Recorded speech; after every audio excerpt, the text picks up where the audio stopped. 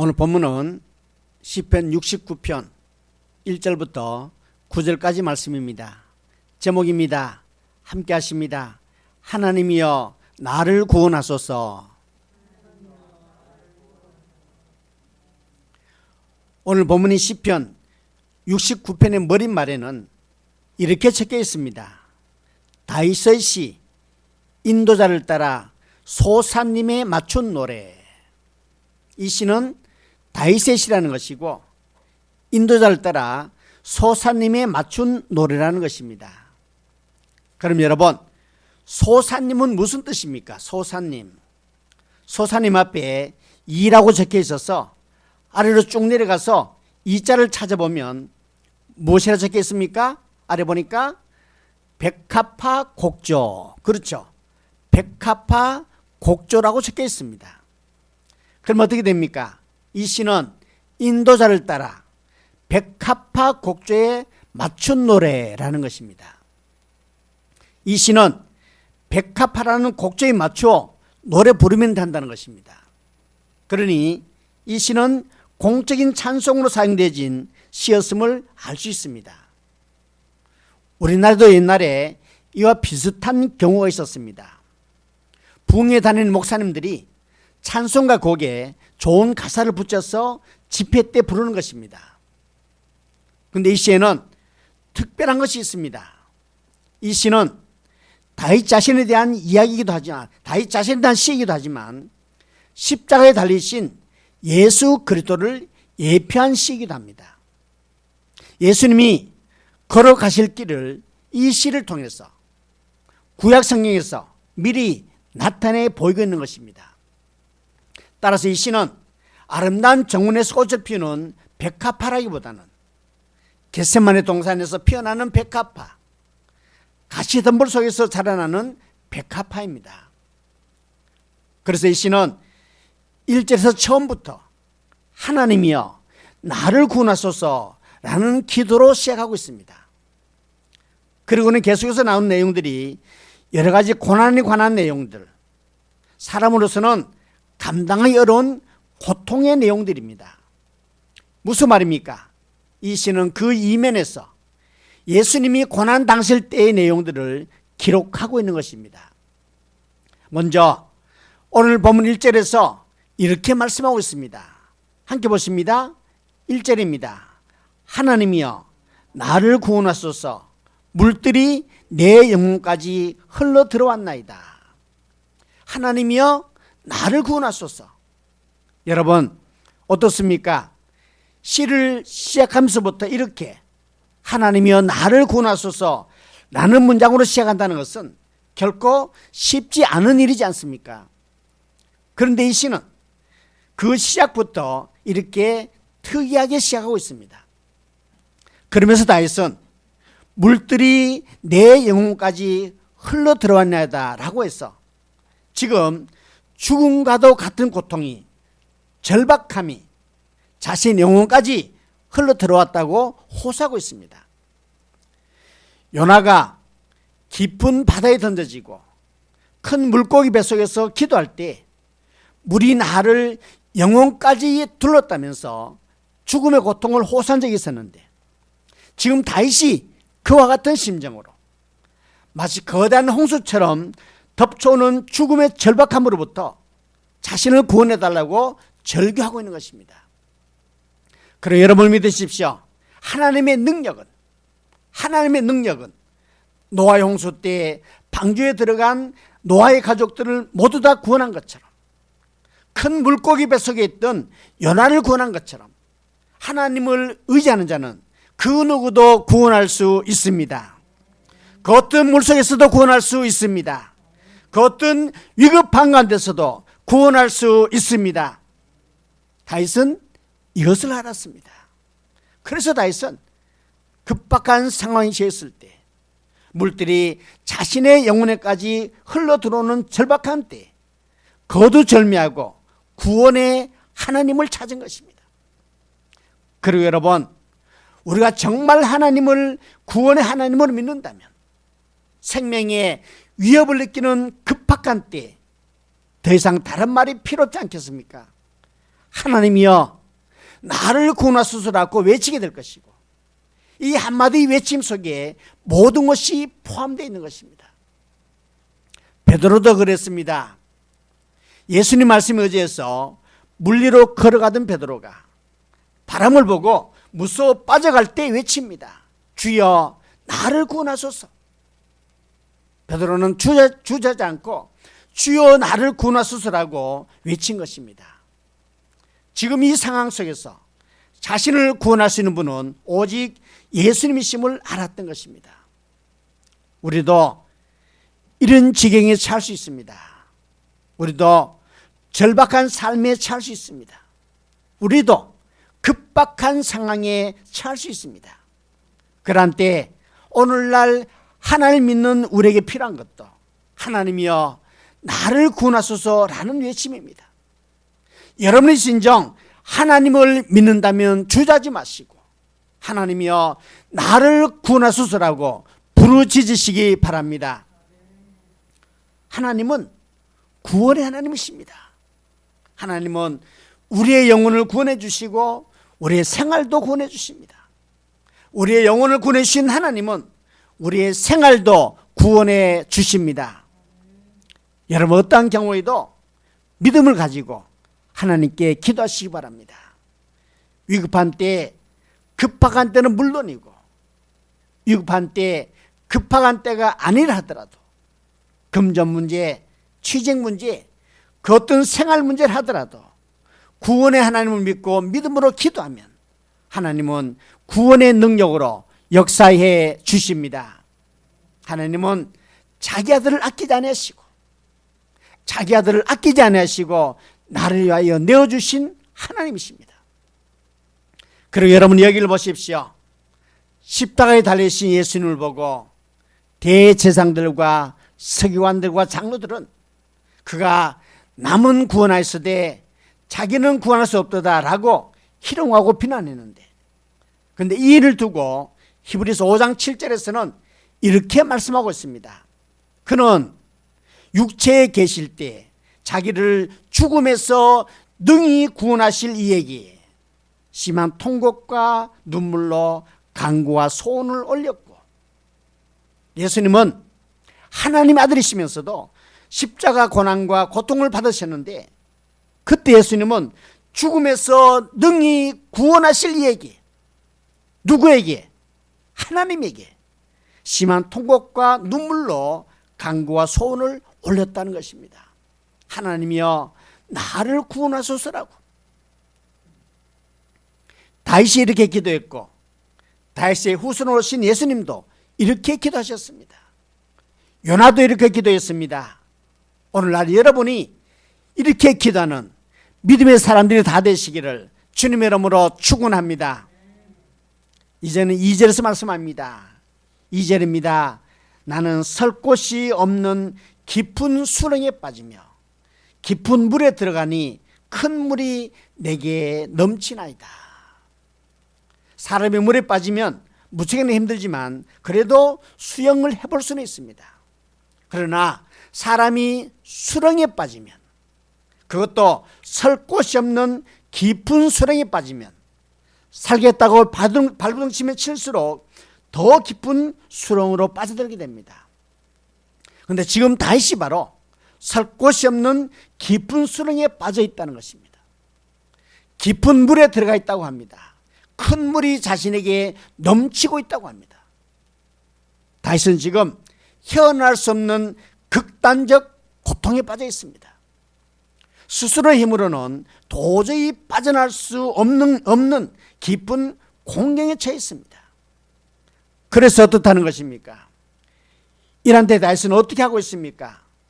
좌절하고 낙심하고 절망 가운데 빠져 있습니까? 그렇지 않습니다.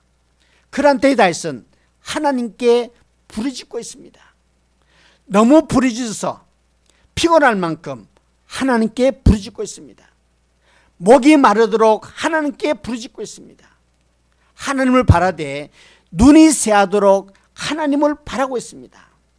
3절에서 말씀합니다. 3절 함께 보십니다. 내가 부르짖음으로 피곤하여 나의 목이 마르며 나의 하나님을 바라서 나의 눈이 쇠하였나이다. 다시 한번 뜻을 생각해서 읽어봅니다. 내가 부르짖음으로 피곤하여 나의 목이 마르며 나의 하나님을 바라서 나의 눈이 쇠하였나이다. 피곤하도록 부르짖고 목이 마르도록 부르짖어도 하나님의 반응이 없습니다.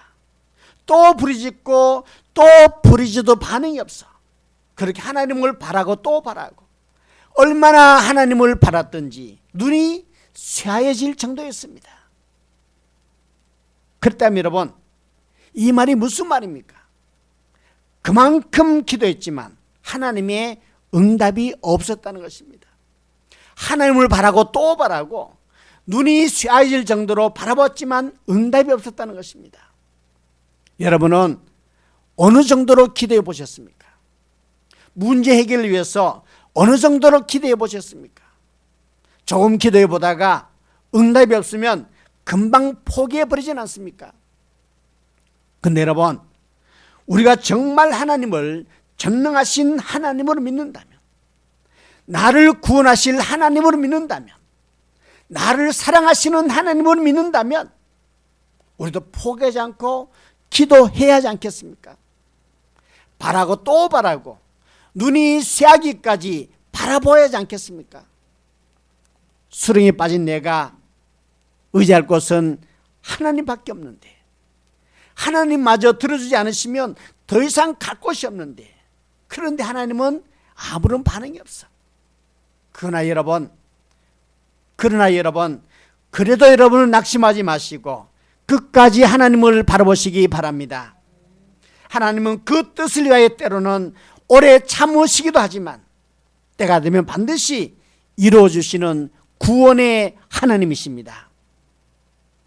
다윗은 지금 자신이 지은 그 어떤 죄 때문에 깊은 수렁에 빠져 있는 것도 아닙니다. 4절에서 말씀합니다.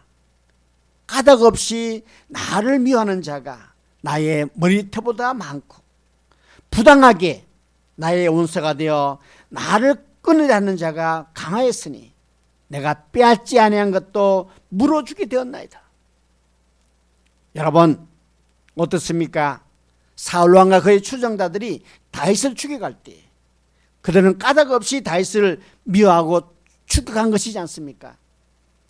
그들은 부당하게 다윗을 끊으려 한 것이지 않습니까?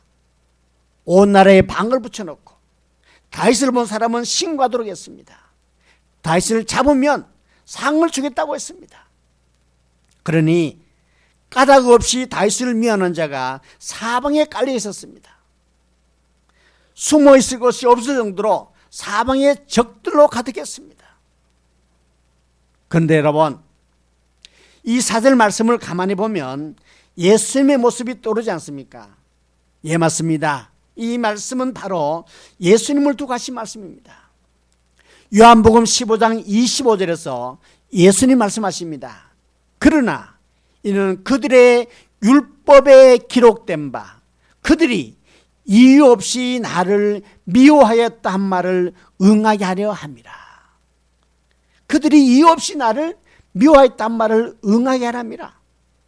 여기서 말씀하는 율법에 기록된 말씀, 그 말씀이 바로 시편 35편 19절과 오늘 본문인 시편 69편 4절 말씀입니다. 그러니까 요한복음 15장 25절 말씀은 오늘 본문인 시편 69편 4절 말씀을 인용한 것이고 예수님에게서 그 말씀이 그대로 이루어진 것입니다. 예수님은 아무 죄도 없으셨습니다. 아무 죄도 없이 고난을 당하셨습니다. 사람들은 이유 없이 예수님을 미워했습니다. 자, 그런데 알고 보니 시편에서 이미 그런 일이 있을 것이라 예언하고 있었고 예수님에게서 그 말씀 그대로 이루어졌다는 것입니다. 그러니 이때 까닭 없이 다윗을 미워한 자가 많았던 것은 먼저는 앞으로 오실 예수 그리스도가 당하실 고난을 예표하는 것이었고 다윗 또한 까닭 없이 고난을 당할 수 있다는 것을 보여주는 것이고 오늘날 우리도 까닭 없이 고난을 당할 수 있다는 것을 보여주는 것입니다. 그리고 여러분 4절 하반절에서 내가 빼앗지 아니한 것도 물어주게 되었나이다 라고 말씀하고 있는데, 이 말씀은 죄 없으신 예수님이 우리를 대신해서 우리의 죄값을 대신 지불해 주신 것을 말씀하는 것입니다. 그렇게 해서 죄 없으신 예수님이 나를 대신해서 죄값을 대신 지불해 주심을 해서 오늘날 우리가 이렇게 모든 죄사함을 받고 구원받아서 하나님의 자녀로 살아가고 있는 것입니다. 그래서 여러분, 우리는 빚진 자입니다.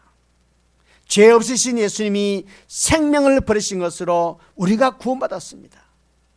그러나 우리는 빚진 자에 대해 엄청나게 큰 빚을 진 자입니다. 그러니 이제 우리는 육신에게 져서 육신대로 살아서는 안 됩니다. 우리는 하나님의 영으로 인도함을 받는 하나님의 아들로서 이제는 몸의 행실을 죽이고 하나님의 아들로서의 삶을 살아야 합니다. 그래서 중요한 것이 있습니다. 우리는 예수 그리스도와 함께 영광을 받기 위해서 고난도 함께 받아야 한다는 것입니다. 고난 없는 영광은 있을 수 없습니다. 십자가 없는 부활은 있을 수 없습니다. 그래서 오늘 본문에서 다윗이 예수님이 받으신 까닭없이 미워하는 고난을 받았고, 오늘날 우리도 이런 고난을 받을 수 있습니다. 그리스도의 영광에 동참하고 싶습니까? 그 그리스도의 고난에도 기꺼이 동참하는 여러분 되시기 바랍니다. 그런 여러분을 하나님이 인정해 주시고 예수님이 언제나 여러분과 함께 하실 것입니다. 그런데 여러분, 여기 5절에서 중요한 말씀을 하고 있습니다. 하나님이여, 주는 나의 우매함을 아시오니 나의 죄가 주 앞에서 숨김이 없나이다. 먼저 4절에서 다윗이 무엇이라 말했습니까? 자신은 죄가 없다고 말했습니다. 까닭없이 자신을 미워하는 자가 엄청나게 많다고 했습니다. 자, 그런데 5절에 와서는 자신에게 죄가 있는 듯 말하고 있습니다. 그렇다면 이것이 어떻게 된 것일까요? 다윗은 가식적인 사람입니까? 편리에 따라 여기서는 이렇게 말하고 저기서는 저렇게 말하는 사람입니까? 그런 것이 아닙니다. 오히려 다윗은 자신의 정체성을 정확하게 알고 있는 것입니다. 무슨 말이냐? 다윗은 지금 자신을 깊은 수렁으로 몰아넣고 있는 원수들 앞에서는 죄가 없다는 것이고, 하지만 하나님 앞에서는 죄인이라는 것입니다. 하나님 앞에서는 너무나 부족한 자신이라는 것입니다. 그러니 나의 우매함을 아시는 하나님이여 나를 도와달라는 것입니다. 그러면서 이제는 6절에서 말씀합니다. 6절 함께 보십니다. 주 만군의 여호와여, 주를 바라는 자들이 나를 인하여 수치를 당하게 하지 마옵소서. 이스라엘의 하나님이여, 주를 찾는 자가 나로 말미암아 욕을 당하게 하지 마옵소서. 먼저 하나님 앞에 자신의 우매함을 아는 다윗이 이제는 하나님을 주 만군의 여호와라 호칭하고 있습니다. 주 만군의 여호와, 하나님은 자신의 주인이신데 그 하나님은 모든 왕의 왕이시라는 것입니다. 하나님은 세계를 다스리시는 만왕의 왕이시라는 것입니다. 자, 그러면서 무엇이라 말씀하고 있습니까? 주를 바라는 자들이 나를 인하여 수치를 당하게 하지 마옵소서. 지금 400명 정도의 사람이 다윗을 따르고 있습니다. 그들은 다윗이 사울왕에 쫓기고 있는 것을 알면서도 다윗을 따르고 있습니다. 그들은 하나님을 바라는 자들이었습니다. 다윗이야말로 하나님을 바라는 자로 믿고 다윗을 따르고 있는 것입니다. 그래서 다윗이 하나님께 호소합니다. 주를 바라는 자들이 나를 인하여 수치를 당하게 하지 마옵소서. 저들은 주를 바라는 자들인데 자신을 말미암아 그들이 수치를 당해서는 안 되지 않겠냐는 것입니다. 저들은 주를 찾는 자들인데 자신을 말미암아 욕을 당해서는 안 되지 않겠냐는 것입니다. 여러분, 하나님 향한 너무나 순수한 다윗의 신앙이지 않습니까? 그들이 자신 때문에 실족하는 일이 없도록 해달라는 것입니다. 다윗은 지금 헤어날 수 없는 깊은 수렁에 빠져 있으면서도 하나님의 영광을 생각하고 자신을 따르고 있는 사람들이 혹 자신 때문에 실족하진 않을까 거룩한 염려를 하고 있는 것입니다. 여러분, 이것이 바로 믿음의 사람들이 마땅히 해야 할 일입니다. 우리는 그 어떤 경우에도 하나님의 영광을 생각하고 나로 인해서 다른 사람이 실족한 일이 일어나서는 안 될 것입니다. 이제 다윗은 7절에서 주를 위하여 비방을 받았고 수치가 자신의 얼굴에 덮였다고 합니다. 무슨 말입니까? 그러니 자신을 따르는 사람들을 수치를 당하지 않게 해달라는 것입니다. 정말 그렇습니다. 다윗은 지금 개인적인 그 어떤 일로 고난당하는 것이 아닙니다. 다윗이 사무엘로부터 기름 부음을 받으면서 그러면서 사울왕으로부터 쫓기는 신세가 되었습니다. 그럼에도 불구하고 다윗은 하나님을 신뢰했고 하나님의 말씀을 신뢰했습니다. 자신을 쫓는 사울왕을 죽일 기회가 2번이나 있었지만 사울왕을 죽이지 않았습니다. 다윗을 따르는 사람들은 하나님 주신 절호의 기회라고 했지만 다윗은 사울도 하나님이 기름 부으신 자라 자신의 손으로 죽일 수 없다고 했습니다. 이것을 세상적으로 생각하면 어리석기 짝이 없는 일입니다. 그렇게 순진해서 어떻게 세상을 살아갈 수 있겠느냐고 합니다. 그러나 다윗은 달랐습니다. 다윗은 비록 하나님 말씀에 순종하는 자신을 보고 어리석기 짝이 없는 사람이라 비방하더라도 순진한 사람이라 비아냥거리더라도 그래도 다윗은 하나님이 하실 것을 믿으며 사울을 죽이지 않았습니다. 그런데 여러분, 만약에 이때 다윗이 이것은 하나님 주신 절호의 기회를 생각하고 사울왕을 죽였으면 어떻게 됐을까요? 그때부터 다윗은 왕을 죽인 역적이 됩니다. 그럼 어떻게 됩니까? 사울왕을 죽이는 것으로 다윗이 조금 빠르게 왕이 될 수 있을지 모르지만 그러나 통일 이스라엘의 왕이 되기에는 너무나 많은 진통이 따르게 될 것입니다. 사울왕이 속했던 베냐민 지파는 다윗을 이스라엘의 왕으로 인정하지 않으려 했을 것입니다. 그러나 다윗은 통일 이스라엘의 왕이 되었습니다. 가장 강성한 이스라엘의 왕이 되었습니다. 오직 하나님만 바라며 하나님 뜻에 순종하는 삶을 살았더니 하나님의 때에 하나님께서 가장 합당한 방법으로 왕위에 오르게 하셨고 하나님의 뜻을 이루나가는 선한 왕이 되게 하셨습니다. 다윗의 고난은 그것으로 멈추지 않았습니다. 8절에서 말씀합니다. 8절입니다. 내가 나의 형제에게는 객이 되고 나의 어머니 자녀에게는 낯선 사람이 되었나이다. 하나님 말씀대로 순종하는 삶을 살았는데 근데 형제들에게 가까운 사람들에게 인정을 받지 못했다는 것입니다. 예수님이 그랬습니다. 예수님이 하나님의 뜻에 따라 공생의 사역을 하시는 동안에 육신의 동생들은 예수님을 메시아로 믿지 않았습니다. 예수님을 메시아로 인정하지 않은 것입니다. 그리고 9절에서 말씀합니다. 9절입니다. 함께 오십니다. 주의 집을 위하는 열성이 나를 삼키고 주를 비방하는 비방이 내게 미쳤나이다. 주의 집을 위하는 열성이 자신을 삼켰다고 합니다. 주를 비방하는 비방이 자신에게 미쳤다고 합니다. 주님의 뜻대로 살고 주님의 영광을 위해 살고 주의 집을 위하는 열성으로 살았더니 오히려 형제라는 사람들이 자신을 비방하더라는 것입니다. 그런데 여러분, 이것 또한 예수님이 그랬습니다. 요한복음 2장 13절 이하에서 예수님은 유월절 절기에 예루살렘에 올라가셨습니다. 자, 그리고 성전에 들어가셨는데 성전 안에 보니까 소와 양과 비둘기 파는 사람들과 돈 바꾸는 사람들이 있었습니다. 거룩한 성전 안에 장사하는 사람들이 있었던 것입니다. 이렇게 더럽혀진 성전을 보신 예수님은 채찍으로 양이나 소를 다 성전에서 내쫓으셨고 돈 바꾸는 사람들의 상도 엎으셨습니다.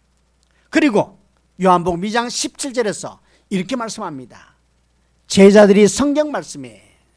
제자들이 성경 말씀에 주의 전을 삼아는 열심히 나를 삼키리라는 것을 기억하더라. 여러분, 이때 제자들이 기억한 성경 말씀이 바로 오늘 본문 시편 69편 9절 말씀입니다. 주의 집을 위하는 열성이 나를 삼키고 주를 비방하는 비방이 내게 미쳤나이다. 그러니까 시편 69편 9절에서 예피한 말씀이 예루살렘으로 가신 예수님이 성전을 깨끗하게 하시는 그때 그대로 이루어졌다는 것입니다. 그리고 그 일을 통해서 대제사장들은 더욱 예수님을 미워했고 비방했습니다. 시편 69편에서 예표한 말씀이 그대로 이루어졌음을 믿으시기 바랍니다. 하나님이여 나를 구원하옵소서. 하나님이여 나를 구원하소서. 오늘날 우리도 다윗처럼 설 곳이 없는 깊은 수렁에 빠질 수 있습니다. 까닭 없이 어려움을 당할 수 있습니다. 그런데 우리에게 필요한 것도 단순하게 하나님께 나아가는 것입니다. 거두절미하고 하나님이여 나를 구원하소서라고 하나님께 호소하는 것입니다. 그리고 중요한 것은 금방 응답이 없다 하더라도 그래도 하나님을 신뢰하며 하나님께 부르짖는 것입니다. 피곤하여 목이 마르도록 하나님께 부르짖는 것입니다. 하나님을 바라며 눈이 쇠하도록 하나님을 바라는 것입니다. 그런 여러분은 분명 하나님을 찬양하게 될 것입니다.